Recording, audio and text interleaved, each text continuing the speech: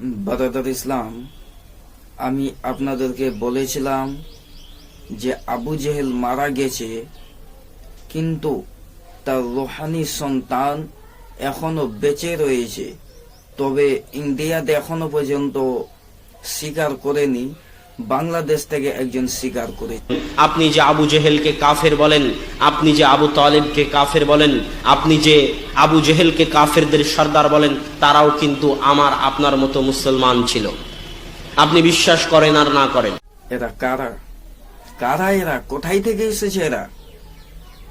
যে আজকে উদ্বার হয়েও কথা বলছে, সেইবার হয়েও কথা বলছে, আবু লাহাবের হয়েও কথা বলছে, আবু জেহেলের হয়েও কথা বলছে। এরা কারা?